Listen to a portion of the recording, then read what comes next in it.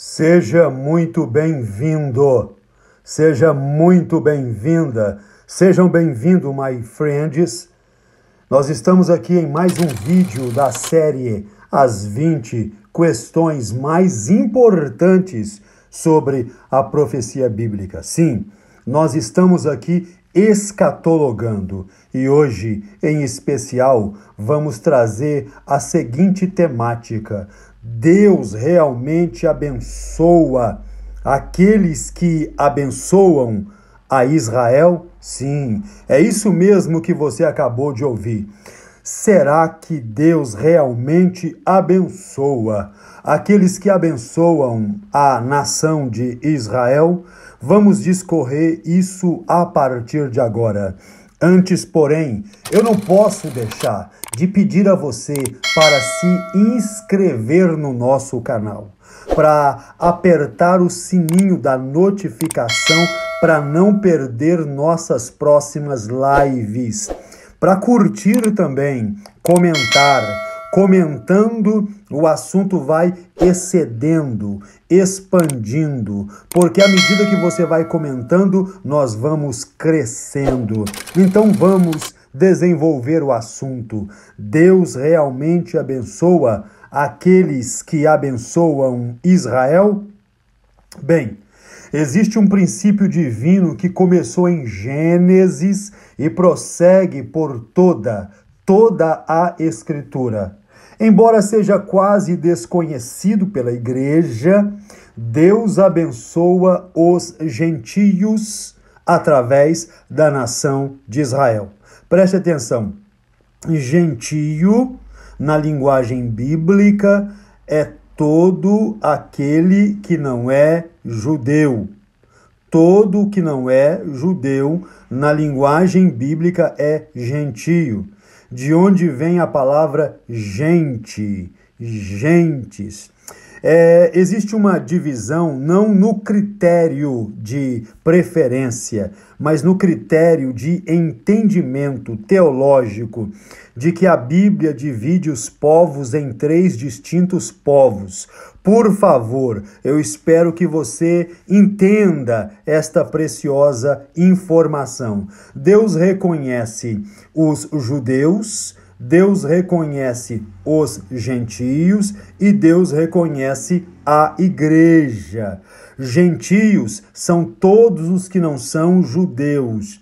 Igreja são todos aqueles que receberam Cristo Jesus como o Senhor, independente da nacionalidade, da naturalidade, etc. e tal. Agora vejam só.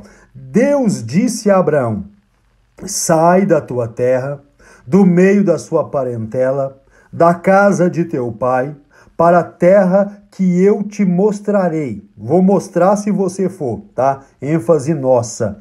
Far-te-ei uma grande nação e abençoarei grandemente o teu nome, e tu serás uma bênção, e abençoarei os que te abençoarem, e amaldiçoarei os que te amaldiçoarem. Isso está escrito em Gênesis, capítulo 12, versículo 1 a 3, e você deve conferir depois. A política de Deus em relação ao antissemitismo, você sabe o que é antissemitismo? Deixa no comentário que nós vamos continuar discorrendo sobre isso. A política de Deus em relação ao antissemitismo fica clara, além de qualquer dúvida nesta verdade destes versículos. Ele prometeu derramar bênçãos sobre aqueles que abençoam o seu povo judeu, Israel, e prometeu amaldiçoar aqueles que amaldiçoam o seu povo, o povo de Israel, o povo judeu. E no caso, este povo que anda lutando, tentando exterminar os judeus, são denominados antissemitas. Bem, o princípio de Deus abençoa os gentios através do povo judeu. E isso é demonstrado na história, a começar lá atrás, entre Jacó e Labão. Leia depois dos capítulos 29 ao 31 de Gênesis. Jacó concordou em trabalhar 7 anos para Labão para conseguir a mão da belíssima Raquel em casamento. Labão, porém, enganou Jacó e deu a ele sua filha Lia em casamento. Jacó foi então forçado a trabalhar mais 7 anos para poder casar-se com Raquel. Labão mudou o salário de Jacó por 10 vezes e começou a olhar de modo desfavorável para Jacó, e assim esse fugiu com Lia, com Raquel e com suas posses.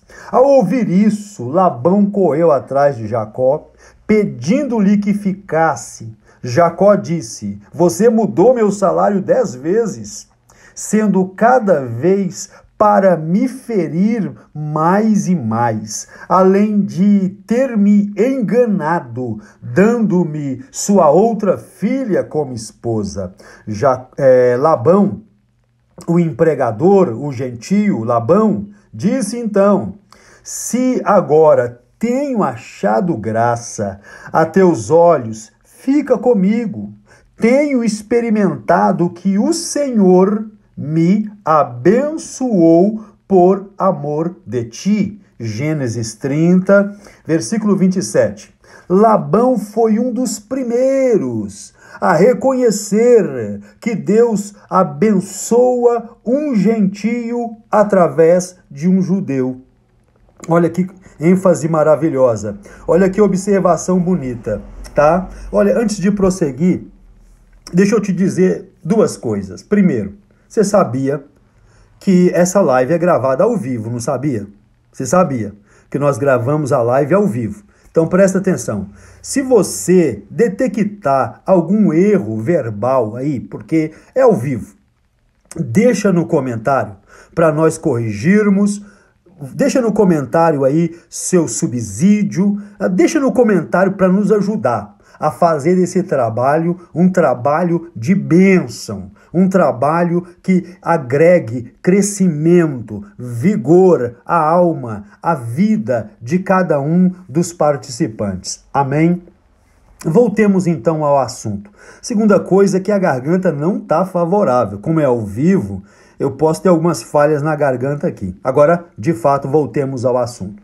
Labão, o empregador gentio, reconhece que Deus o está abençoando através de Jacó, um judeu, tá? O que você vê aqui, ó? Bênção para um empregador gentio.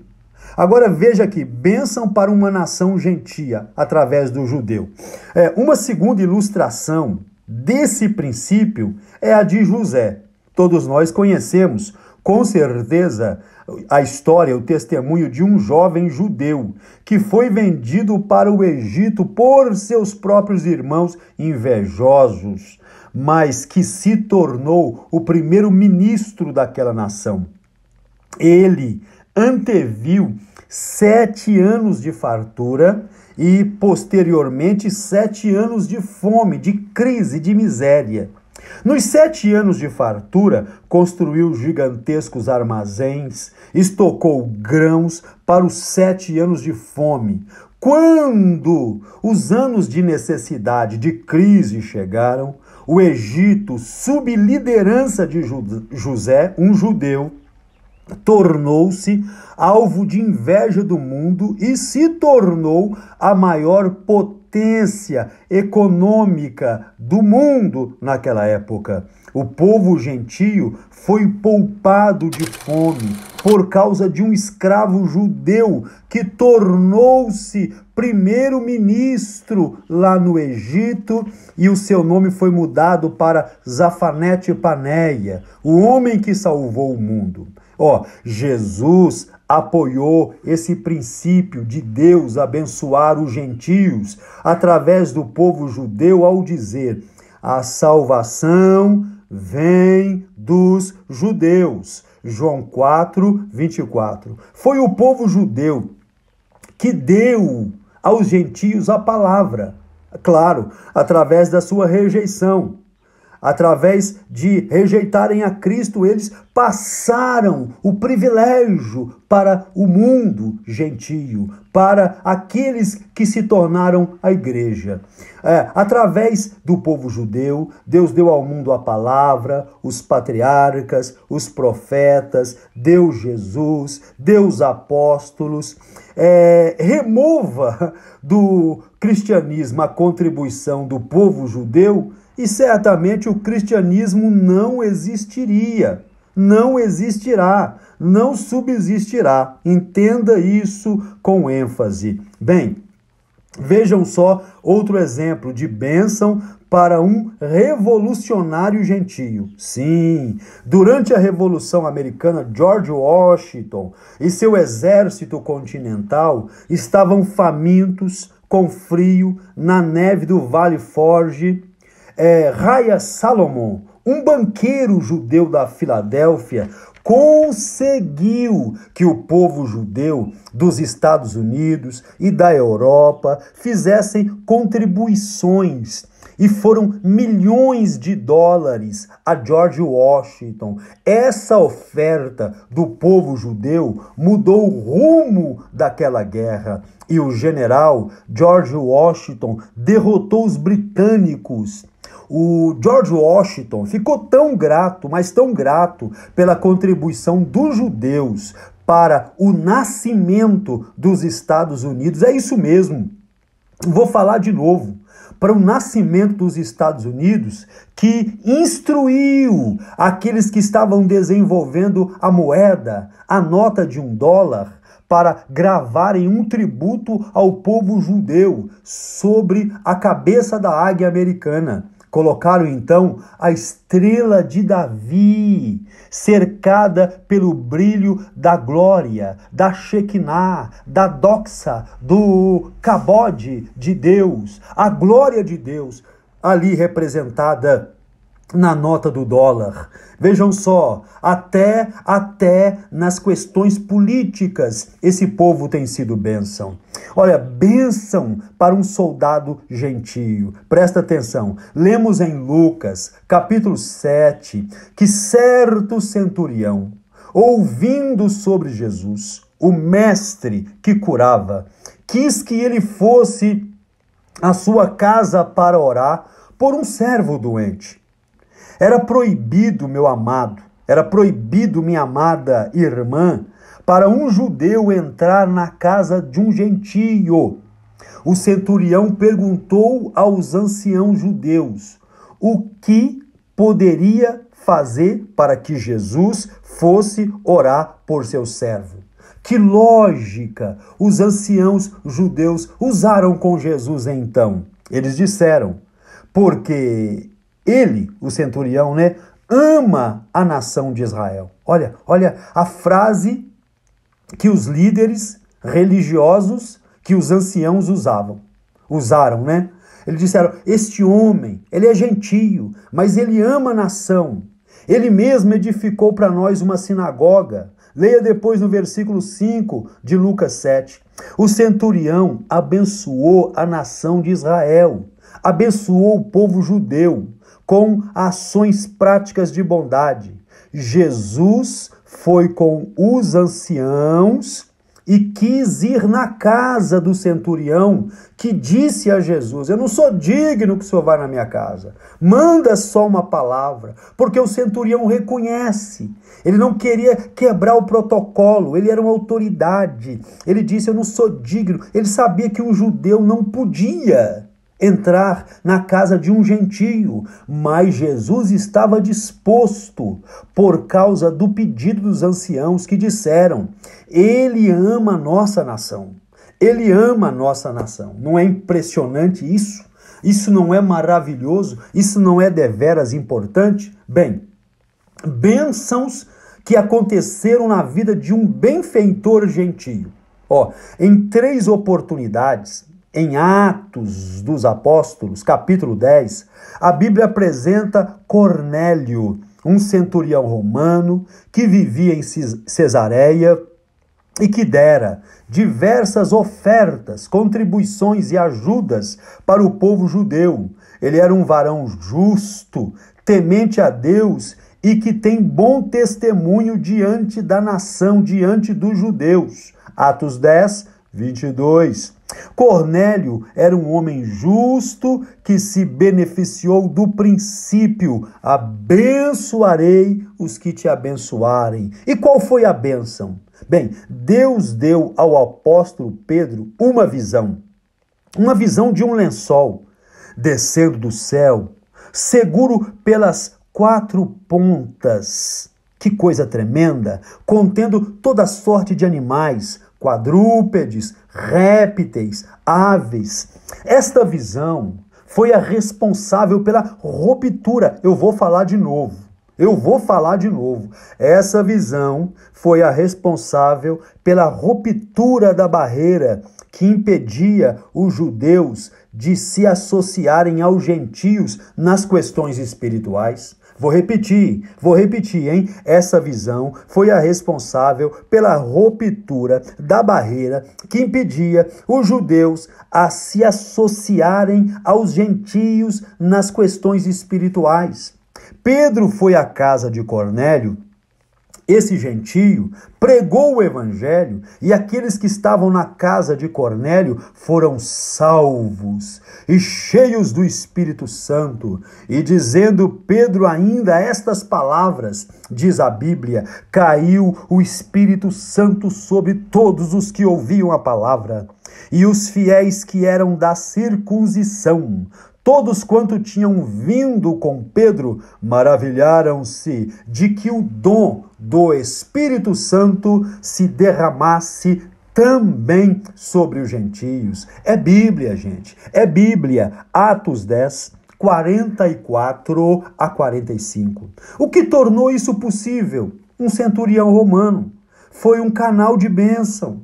Um gentio, um centurião romano, portanto um gentio, abençoou o povo judeu. Deus abriu as janelas do céu, derramou sobre eles, sobre a sua casa, bênçãos tais que não podiam ser contidas. Que nós sejamos bênção também. Que possamos orar pela paz da nação de Israel em nome de Jesus. E finalmente eu vou concluir. Com grande paixão. Eu queria continuar, mas vou pôr um ponto e vírgula para o vídeo não ficar muito longo, dizendo o que diz o Salmo 122, 6 a 7. Orai pela paz de Jerusalém. Prosperarão aqueles que te amam. Haja paz dentro de teus muros e prosperidade dos teus palácios. Salmo 122, versículo de número 6 a 7. Deus abençoe você poderosamente. E eu não poderia deixar de falar com você mais uma vez. Inscreva-se no canal, acione o sininho das notificações e comente